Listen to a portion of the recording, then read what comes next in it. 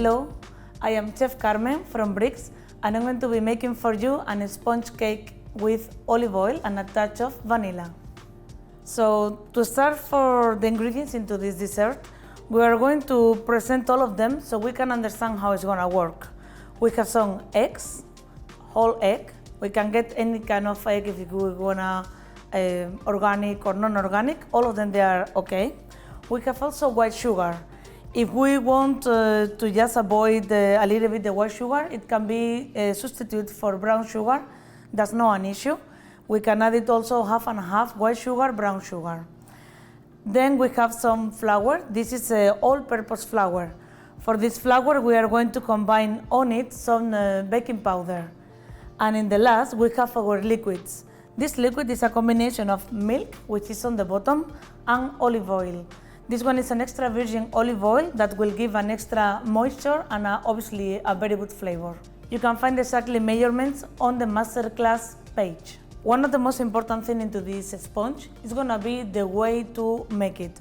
So the very first part, it will be to put the eggs into the mixer machine. We can make it by hand also, but it's gonna be a little bit harder. So any kind of electrical machine that allows us to whip, it's gonna be the best option. We will put firstly the eggs, and once those eggs they are whipping up quite well, we will add our sugar into a raining way. So the sugar doesn't go in one way, and it's not gonna give all the heaviness of the eggs, so it's gonna whip much easier. After these two ingredients, they are well combined, we will add a little bit of our liquids, we will let them whip, and after that we will add a little bit of the flour. Once all the ingredients they are well combined, we will keep adding some of the liquids, and then we will keep adding some of the flours. We will carry on that way until we finish completely with our liquids and our solids. So I will start adding the eggs and whipping.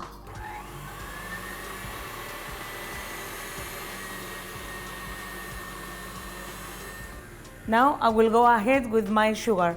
Make sure that we don't put all in once, it's more like a raining way.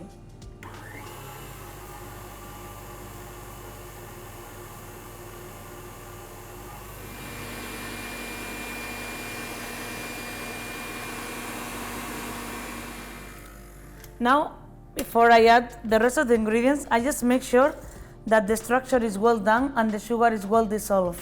In this moment, sugar is not there, so that means that it's well dissolved inside, and we are ready to add the rest of the ingredients. Little by little,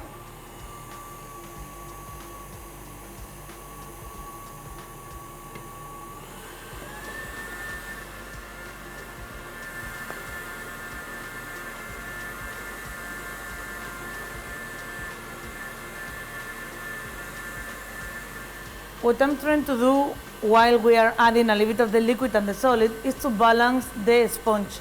So it will never get very liquid, it will never get very much into a tough dough.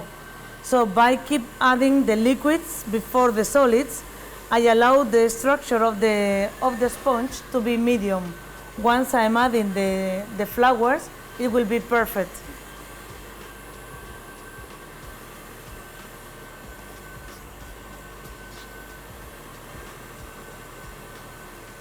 If the flours, sometimes they get stuck into the edge, before to carry on with the liquids, we take one of the spatulas, we just put all the flour on the bottom of the mixture, and we carry on. It's very important that the flour gets well incorporated, because otherwise we will create some lumps.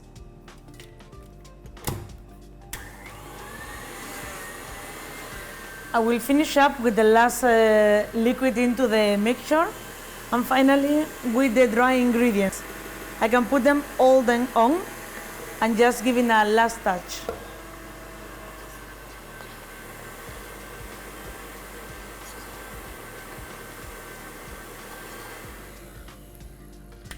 Once we add all the ingredients, we are going to have a very similar mixture like this.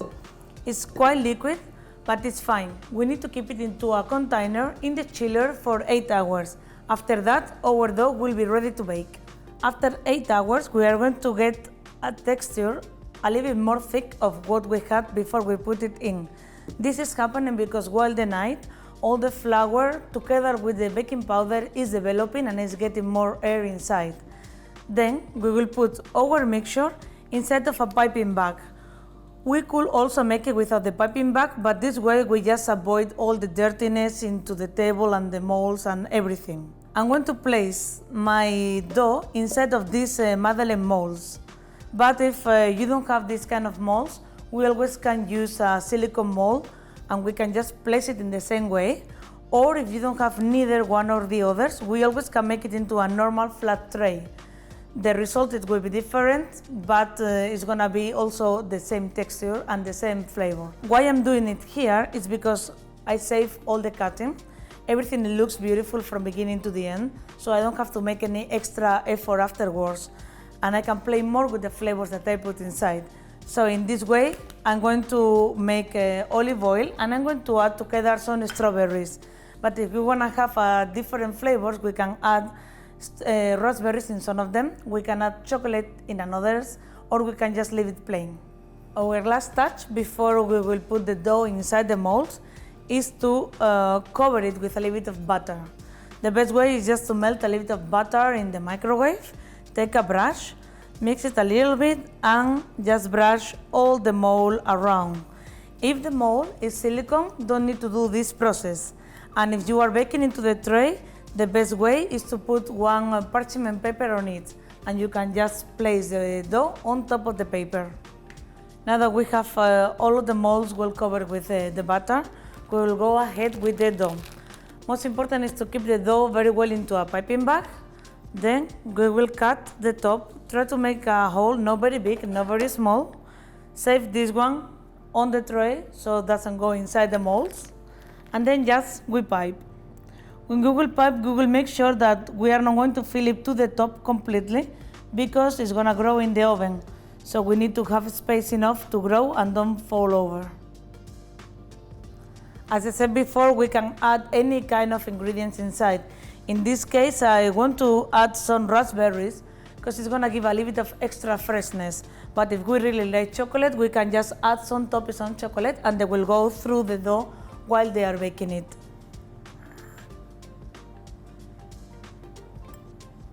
So we will go now into the oven. For these small tartlets, it's going to take in between 12 to 15 minutes.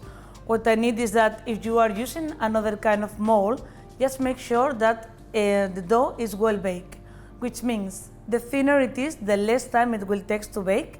If you want to make a thicker sponge, it will take a little bit more than 15 minutes, so in between 20 to 25. To finish up our sponge cake, we are going to have a very nice cream to add on the top. We are creating a whipped cream cheese that is going to have different ingredients, and we can add any extra flavors as we want. We need to have some cream to warm up. We will add sugar, we will add gelatin, and we will add obviously the cream. We can put into the side some lemon zest, orange zest, vanilla if we like. But I would like to talk for 1 second about the gelatin. We are using this gelatin, which is like a kind of piece of paper. Every time we use this gelatin, we need to keep in mind two things. Before to use, it must be into a bowl with ice water, so it's hydrating and it's going to be easy to melt.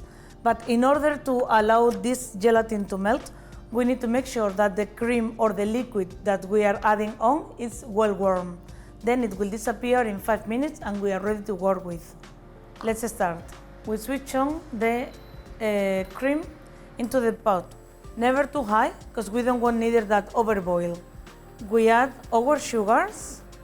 We mix a little bit. We let the sugar melt slowly, so we can always switch down the temperature for a little bit. Important point now is we take our gelatin, we squish a little bit to avoid all the extra water, and we put directly into the cream. We only have to roll it for a little bit, and in a few seconds it will be totally dissolved. We switch off and we add into our cheese. We make sure that with the spatula we remove everything that there is into the pan. And now very slowly we just keep mixing until we have a very, very nice cream and very even. And when we have this first mixture done, we will add all the extra whipped cream that we have in the side. This cream is gonna be cold, and we just need to keep on, mix it very well, and this cream is done. We need to save it into the chiller also for another 8 hours, and after 8 hours it's ready to use. Our olive oil sponge cake, they already came from the oven. They grow up a little bit, and once they are cooled down, they just come back to the normal size. What I did now is put them into the freezers. Why? Because I want to put an extra layer to make it more crunchy. This extra layer is not strictly necessary, so if you don't have time to make it, it's fine. But I just want to make it an extra touch, so we can just add more flavors, as it's gonna be much more yummy. So for this last step, we will need to have some melted white chocolate. I'm going to add into this melted white chocolate a touch of oil. So this oil is gonna make it much easier to go through. And to give it perfect and crunchy touch, I'm going to add some pistachios in this case. If you like more hazelnut or walnuts or anything that you like, you can add it instead of the pistachios. We add it on, we just make sure that they are well combined. So we have our sponge cake. We dip it into the chocolate well until the edge.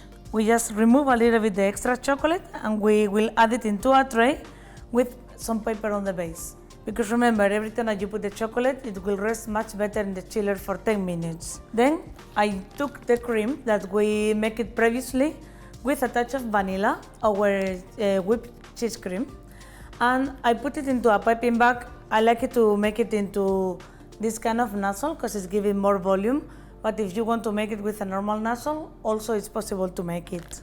What I do now is just turn our sponge, all of them, and with the nozzle and with the piping bag, we just hold it with our hands and we will pipe all around.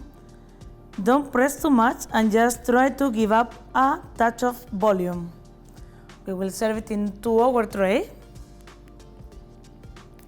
and we will go through the next one.